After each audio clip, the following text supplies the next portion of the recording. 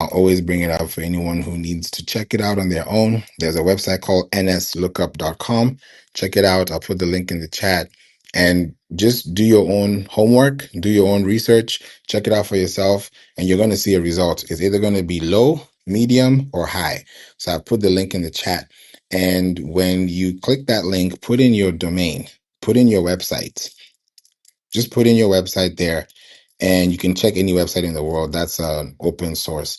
And when you click it and you click find DNS record, you're going to see to the right side, they've actually started this recently. It's called domain health.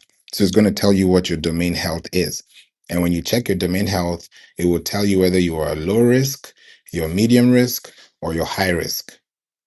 With Flowdesk, you can end up being low risk. My domain right now is low risk. So if you have a website, if you send emails, if you broadcast messages, if you are doing digital communications and you are high risk, then you stand a high chance of getting unsubscribes and getting spams and getting blocked and getting phishing, not phishing with fish F, but phishing with PH. So you have to look into those things and really, really care about those details. So I wanted to make sure y'all check that out too. Does anyone want to check to see what theirs is? You want to put your domain in the chat and I can check it for you.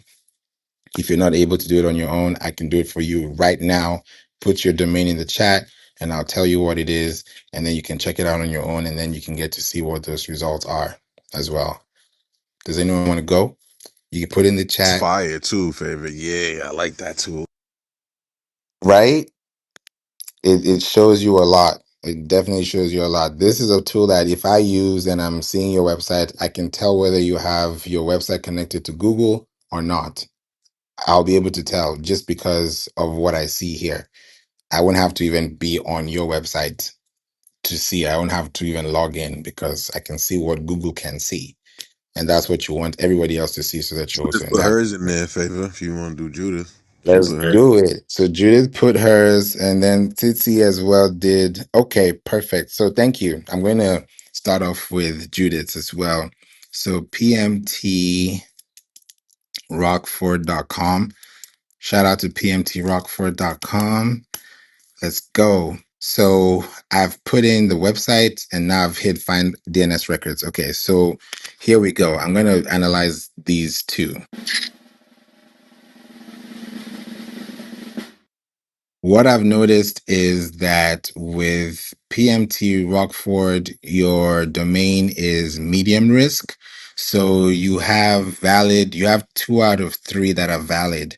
The third one that is not valid is what you call a domain based message authentication reporting and conformance code, which is another way of saying DMARC. You'll see it on the site when you log in or when you just use the website nslookup.io. So it's going to tell you what is there, what's happening, and what the protection is. So medium is good, close to low, because it's far from high. So you're in a safe place, Judith. It's just some authentication needs to go out, and if you send any emails, then it would be better to be at a low risk. And that's where we go with the compliance and make sure everything is ethically put in as well. We'd love to hear your thoughts, Judy. This is all new to me, and I just put it in there because I trust you, Favor, and we'll be working on that website, my personal website soon. So I told you before I wasn't really in love with that website. I just have it up for compliance for my business because I need to have one for Medicaid. So, but we're gonna fix my branding and my marketing soon here.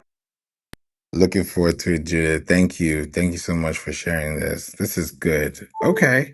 Let's look at City as well. So bizvault.biz. All right. So let's go. Okay. Before I say anything, let me just go back. Okay. So I see 1 and I see 2. All right. So I see bizvault.biz. Shout out to bizvault.biz. I see that you have your also medium risk, but your medium is lower than Judith's because Judith's was at a 6 out of 10 and yours is at a 4 out of 10. So you're closer to low than you're closer to high risk. So let me say that. Sorry, you're closer to high risk than you are closer to low risk. Sorry, I flipped the two. So you want to be in the low risk and not the high risk, because high risk is from 3, 2, 1. It's like when you have a tire and your tire is getting to the point where it has no tread, right? That tread is going to get worse and worse and worse. And if you keep driving, and let's say, God forbid, there's a snow or there's rain or there's something, you won't be able to steer well with your car, right? So that's kind of like the same thing with your website. That's why I love to give real life examples as analogies to show you how detrimental it could be for your website if you end up getting blacklisted or getting spammed or getting into those places where you can't recover. Because once you get those unsubscribes, you can't tell someone to resubscribe. They may, but the chance of that happening is not close, because it's a manual action. That's why people are supposed to be able to unsubscribe to your emails ethically, with compliance. You don't stick people into your email list and they can't unsubscribe. That's wild. It's like you're putting somebody in a place where they can't leave and you keep sending them emails. They might report you, and then that's a whole different situation. So you want people to easily either unsubscribe or manage preferences. And I love Flowdesk because Flowdesk allows you to do either unsubscribe or manage preferences. That way people can either hide, just like with you have messages, if you want to hide alerts or if you want to hide notifications, you can do the same thing with emails, and you allow people to do that with your emails. So you're able to do that and create more over time. And Cece says, thanks, I'm following. Thank you so much for sharing that too. So yeah, that's something to look at. And one thing I don't see is your domain keys identified mail. That's your DKIM. So your domain keys identified mail is not showing, and your DMARC is on orange, and then your SPF, which is your sender policy framework, is on green. So these are just other key terms that have different technical setup names and what they mean, but majorly, I don't want to go too deep into it because it's already deep enough. But majorly, what's happening is that you want to configure your website. So if you are sending emails to your community, then these are the things that you want to fix. So it's very important to look at it as well. Like my website is playinc.online. That's PLAYINC.online. And my risk assessment level is low. Mine is at a 10 out of 10. So it's public. You can see it. You can check it if you want to Google it. If you want to go to the website and search my name, you will see it there. So when you look at that and you look at that kind of domain, then it also says what you've added to it. Because it says you are what you eat, dress how you want to be addressed. So if you want to protect your assets, then you want to protect it in a way that it's secure. So when you send out emails, you're not getting low open rates, low click rates. You're not getting visibility. It's like you're literally sending out emails that are so beautiful, so lovely, so detailed, so authentic, but they can't see it because you have a technical setup that is actually blocking the system from operating in a functional way. So those are some things to really look into sometimes when I'm, bringing this up too. So CC says, currently my emails are on Zoho. I will check and work on it. Thanks. You're welcome. Yeah, the link is in the chat.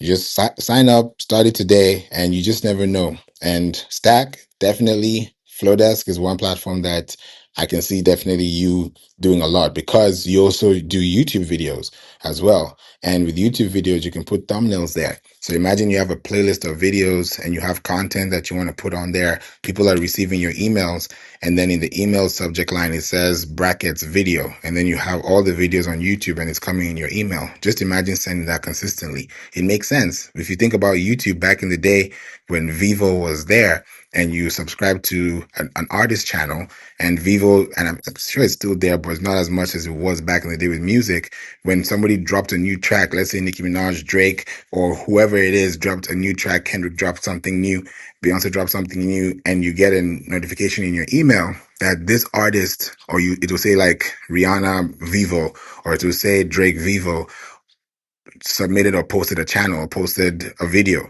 and you're getting that as an email from YouTube because you subscribe to the channel, and that's why you're watching that video on YouTube, because you got that email alert.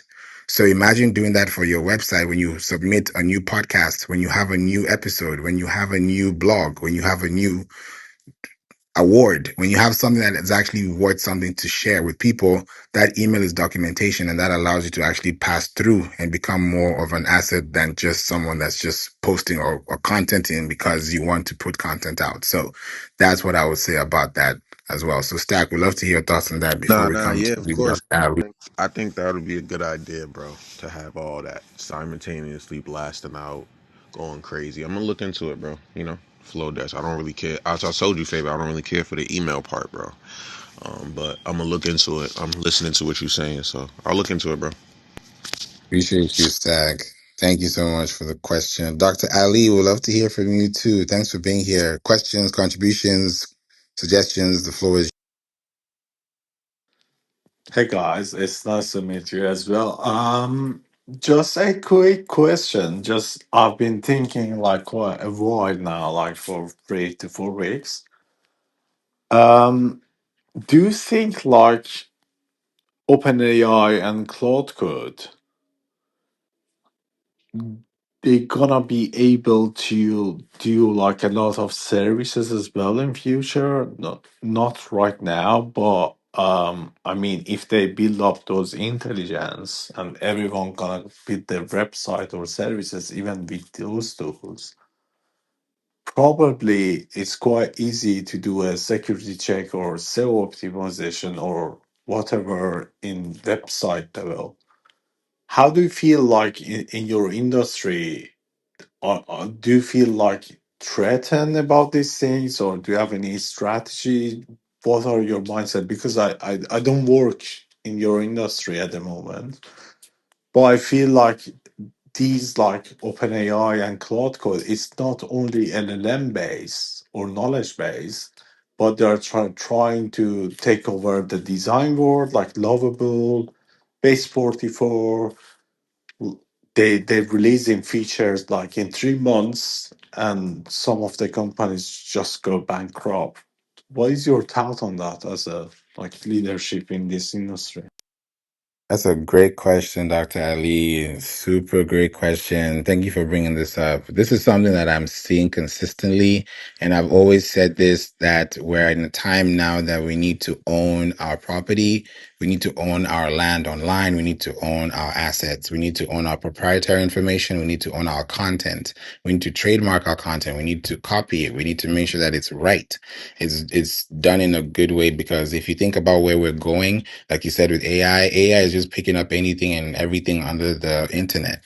So if you now start thinking about the semantic web and your website is part of that equation, then how do you protect yourself from getting to a point where AI bots are using your content to train their models? And you're not protecting that. So that's what I also share with clients, and I also share with businesses whenever I speak on my podcast or any other place I'm on, like on Clubhouse. And I always mention that when you have these things in place, you have to think about how to protect your signals. You have to protect your signals. I did a room about content marketing versus content signals. And I really went into the signals piece, because signals is not just a signal. There has to be something that has to be transmitted. There has to be information, because AI is using your content for training. AI is using your content for training. Wherever you use your content on, it's being used for training. So imagine if you're protecting your content from being trained through. You can use it for search, but if it's being trained with, and then you're not getting compensated for the training because they're using your proprietary information, that's a problem. So all of these things that I'm saying is so that under compliance, you as a business owner are not under scrutiny or under any type of proxy server or address that's going to, I can say, infiltrate or impede your progress, because that's going to be a slow, gradual decay if that actually happens over time. So the goal is to make sure that you can protect your asset by also protecting where you also point from, which is your website. That's why I always mention that whenever you send an email to anyone, if you're sending an email, you most likely would have a website. Some people have websites and they don't send emails. Some people have emails and they don't have a website. Some people have a website and they also send out emails. So, and then I can add another layer. Some people have websites and they don't use the email platforms that their websites have, and they use other platforms that are third party. So it changes everything. So there are so many different components to it that you would ask yourself, how do you protect your own content from being seen to a point where you're actually the person that is being scraped on the web. So those are the things that I talk about, and it's very important to use this type of thing. So when you protect your assets and you're also sending out emails, you're also showing up online, because what happens in the retrospect of everything really is when you now look at your domain authority as a business and your domain authority is at a high level, it will also tell the web servers, it will tell the search bots, the search engines, the search boxes exactly where you as a business stand because of what they know about you. There's something on Google called Google Learn About. If you type in on Google, go to google.com and type in there Google Learn About. When you go to Google Learn About, it will tell you what it learns or what it knows about you or about your business. And if it doesn't give you the right information, then it's reading from the wrong source, or it's skewed information because it's coming from a default point of view. So you also have to set the narration. You have to create the narrative. You have to create that using your proprietary data.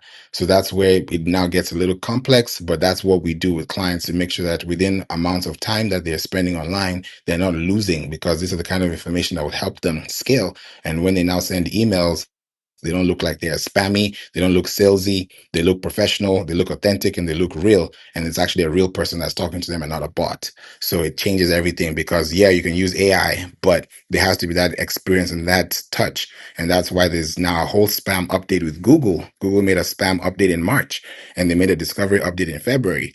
So all these updates are happening because they know what the core foundation is and know how to solve those core foundations without them getting misfired.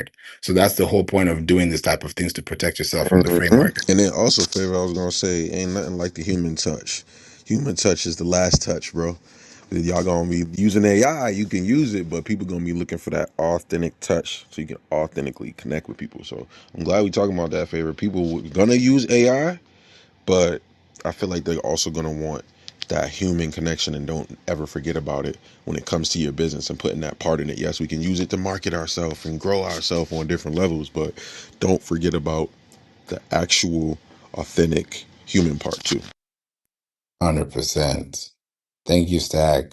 Dr. Ali, what are your thoughts? Yes, I agree with your points and stack points as well. Like a stack points is very clear. There are so many industries that you can't have an AI, and they don't use even websites to advertise. That's my point. Like you have industries that you need to have people to go to the shop and advertise. But my concern is a whole about the web world, right? Not that part, because that's clear. You need many industries. They have dealers and etc. Like they have the whole community of salespeople. You're never gonna replace that because it's not even through website. That's their culture. It's through people. But for web applications and websites, um, to be honest, I'm not very satisfied with your approach. It works right now. It's gonna work right now. We need to protect our content, etc. That's a basic thing. We have to do that. Definitely. You need to help your client to do that as a basic stuff. But it depends on the content, right? If you are a consulting company and you are not generating something new, your marketing thing, if you even hire like amazing people, it's gonna be similar to whatever said, which is public in on the internet, and AI can generate the same thing. I understand your point, but I'm so worried about fully digital um, businesses because they don't have any IP. They zero IP is it's same thing that hundreds of like companies doing the same thing on the web. It's all about branding, and even branding is public. How do you gonna protect your branding? And even if you start doing it now, there are so many brands that AI trained on it, and not even like you mentioned Google. Google is the most responsible one, but Like, how do you know about ChatGPT and like Cloud Code? They train on everything, and even Google is under question now. But how do you know about them? They trained on everything. You say don't train on this, but they just go around and train on this stuff. I'm coming from a AI background. I have a PhD in AI. I've worked in AI industry forever, and I'm saying that it's not that simple. Even you feel you're protecting it, but are you a new thing? That's a business question. Do you have any IP? No, we have so many businesses, they don't have any IP. It's all about like branding and marketing and etc. They don't have any unique points. Do you have unique points in marketing? That's not an IP. AI can train on it and even knows better than branding people if you give it right information. I'm sorry to be so honest. Like, I'm just trying to understand from your perspective because I'm coming from AI background, and to me that's over. That is not something that you can protect.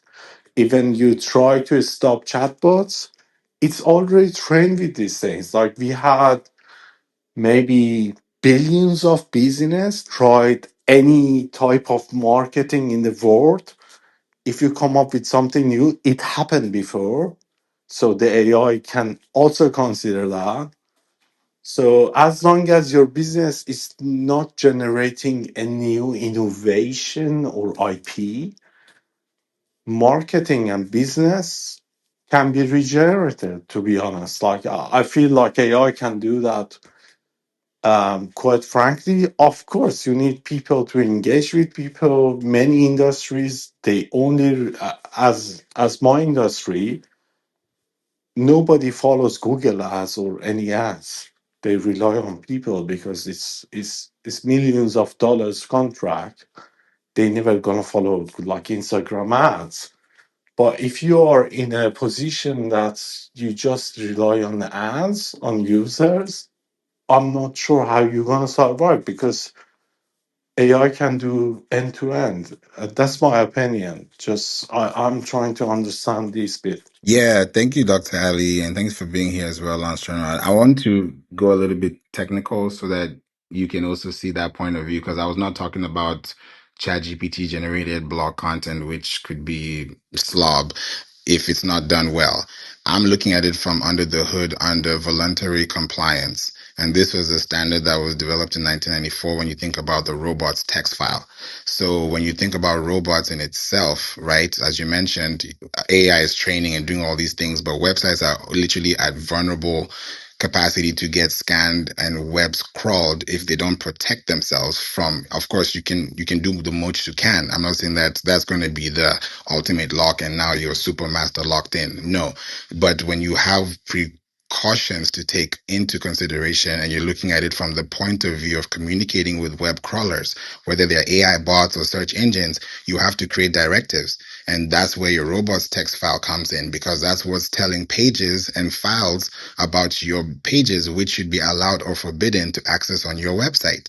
So if your website doesn't have any directives that any disallows CloudBot or PedalBot or Anthropic or TikTok Spider or whatever platform or whatever bot that's going to be coming into your site, if you're not directing those instructions to say, don't do this, do this, don't do this, do this, and that's not on your website, then it's going to be hard for you to even particularly say that you're even protected, quote unquote, because those are the signals that are being directed from your site. So not everybody has those same type of custom codes. I look at websites and I audit them and I notice that big corporations, small businesses, large businesses, they're doing well. But when you look at their sustainability with cloud bots or when you look at it with ChatGPT bots, it's different. There are different bots for different reasons and they operate at different capacities. So when your website is not crawling or being scraped in a way that your robot's text file is being considered or even creating any directives, then it's hard for you to even operate with your crawl budget. And when your crawl budget is spent over time, those search engines are going to crawl over time too. And if you have those resources and you're part of those citations, then that's where you also fall in line with those different attributes. So the reason why it's happening at this capacity is because people don't know how to even create those custom codes to protect themselves from those signals that are coming into their websites for crawling or for scraping or for training. So it's way, of course, it's way more complex. Right now, AI right now is the worst it can ever be. This is the worst version AI will ever be because it's going to keep getting better and better. So I'm with you as well. I just wanted to make sure that you can get that under the hood factor. But that was a great point. Yeah, definitely. I believe that's something that everyone should do if they're not aware of this. Definitely they should do. But I'm wondering that like OpenAI and even Claude, they're not transparent about their training. How do you know that? Because even you create like many like anti-bot, anti like AI stuff in your website. I have a AI that you have no clue it's myself or AI. How do you gonna solve that? Even legal stuff, it's so good in gray area. If you try to protect, it's a good thing because you're trying to at least maybe like 40% of attacks or training, you're gonna stop that, okay. But 60% is like you can't differentiate between AI and any person. How do you gonna solve that in legal departments? Let's go to a court. As OpenAI, they are in a court. They have more legal people than like developers, and there is no legal thing that they can follow because because they created a bot. From technical perspective, it can be a person. You cannot differentiate. That's how AI is evolving. So, and that's a real problem. I think we need to get on the rules. It's good to have this conversation, like even notes on the website. At least you protect yourself in future laws. But I think the legal stuff is lacking. They cannot solve this at the moment. Like it's been years now, and there have been turnarounds. And because I'm coming from the AI industry, and in Europe it's so different and so ridiculous the rules, and even like in Europe you can't solve this because you're never gonna have a like system that understands if it's myself or AI because AI is too powerful. It can act like me. What is your thought on this? Like on the legal point of view? Yeah, it's definitely a big deal. And right now I can't speak on that because I wouldn't want to say anything that is not predictive in a way that would actually be backed up by data or science, because all these things are all subjective. Like you said, a lot of things are happening. People are getting laid off from AI because AI is replacing jobs. All kinds of things are happening. So I'm the last person to even, or any person at all, to even speak on anything like that, because it's so much to the point where even Tolu said it earlier that things are changing so fast in months, not even in years anymore. So by this time tomorrow, we're talking about a whole different thing. So all these things is just important to note. And we're even going into Web3. We don't talk about that as much. People are not securing their Web3 servers. They're not securing themselves on that platform, on those servers. So it gets more and more complex, that it gets to a point where you don't want to chew those bones, because you don't want to get to that point yet if you've not been able to understand what is happening on the surface. So between this and that, somebody may not understand what's going on because they just want to get results. But for the person who is technically trying to get this thing solved, and also protecting yourself, even with artists, because I'm also in the entertainment business industry, I understand even when it comes to music, compositions, royalties, copyrights, all these things, they play a big role. You can be impersonated, you can be interpolated. There are things that can happen. So it just depends on where You actually need to see where yourself is and then decide what do you want to do with your property and how do you want to manage it. And then from there, anything you're doing a pest analysis or SWOT analysis, those things will happen. And at the end of the day, you know how to really understand how to, bridge that in. So I mean, there's not much you can say, but that's the best to your ability is to know what to do best than just ignore and have an ignorant mindset about everything else. That was a great question. Yeah, Thank you. I love that. I love that because in Can even you in speak to security, there's me? a big question. Hey, doctor. It sounds like you have It's crazy, but it sounds like you have multi-country research that you've done. Uh, crazy. That I don't know if it's Singapore, China, and Swiss, but those are the top three. You're really gonna dig your knuckles in there. And it's crazy because I'm in I'm I'm in South Florida. They had that big consensus conference, and they have here. Let me PTR this thing. It was just today. I'm gonna add it to one of my pictures. Hopefully, it'll come up. But there you go, right smack dab in Miami, you have this. If you PTR, I was like, oh wow, can you see it? Yeah. I was like, wait, what? So it was pretty nuts. Um, but is that right? Doctor Swiss, China, Singapore kind of thing. IPTR. Let's see my PTR showing AI's SEO marketing services and resources. Sorry, I couldn't see your, I think, resources. I was saying some of your research. It sounds like you Yeah, had yeah. I'm applications. saying about the link you shared. I can't find it to be honest. Like No, no, on no. what? It's a PTR. I changed my picture to show Oh, Claude. okay. Your picture. Okay.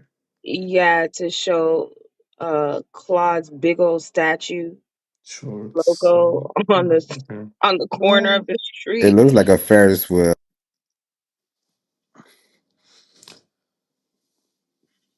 I was like, Yeah, it sounds fair to me. Like,